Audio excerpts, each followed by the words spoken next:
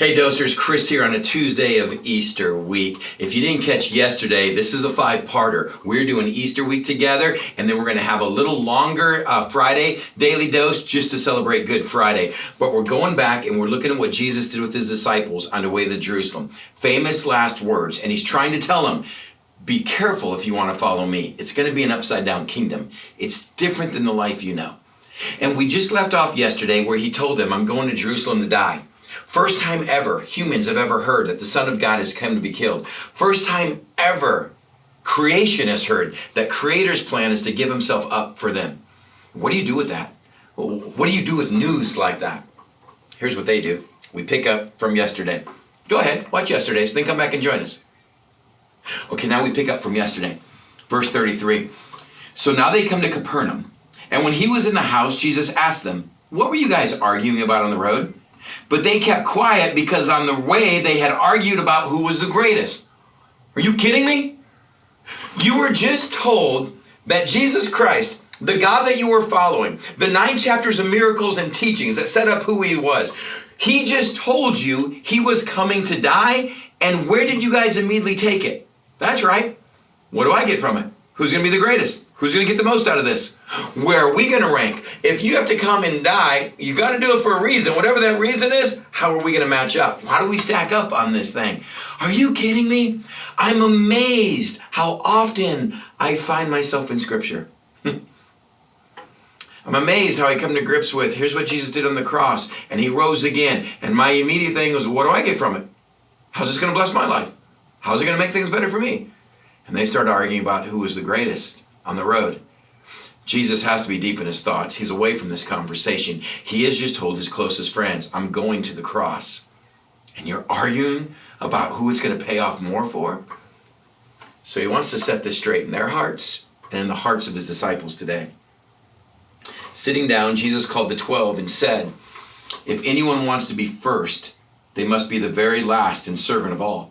And he took a little child and had him stand among them, and taking him by the arms, he said to him, whoever welcomes one of these little children in my name welcomes me. And whoever welcomes me does not welcome me, but the one who sent me.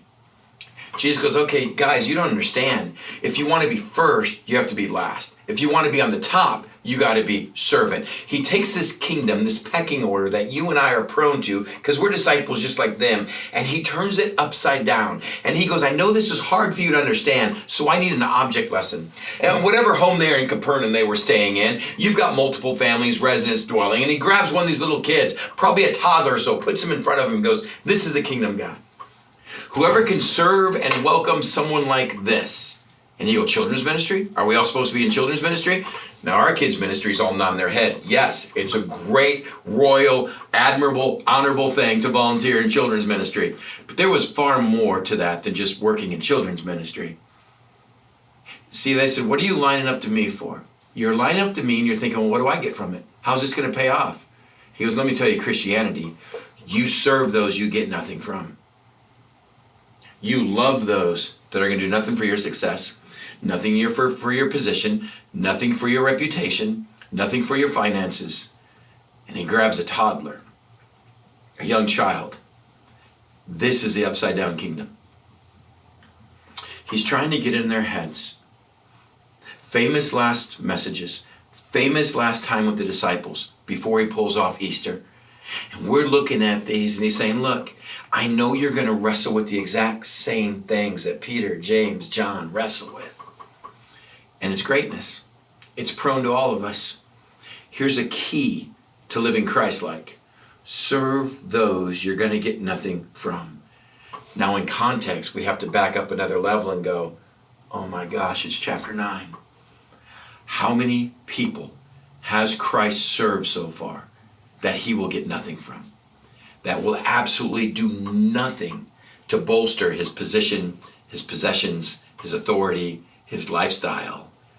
He spent a life serving people that could do nothing for him. And now he stops with the disciples and says, you got to get this, guys. I'm about to take the cross. Famous last lessons.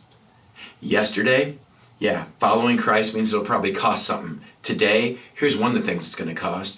You don't serve people that are going to help you to get ahead. You serve people that you can never get anything from. You bless people because that's the way Christ has blessed you. That's how you're going to live in this upside down kingdom. Do they get it? Not yet. And that's why we have tomorrow. I'll see you tomorrow.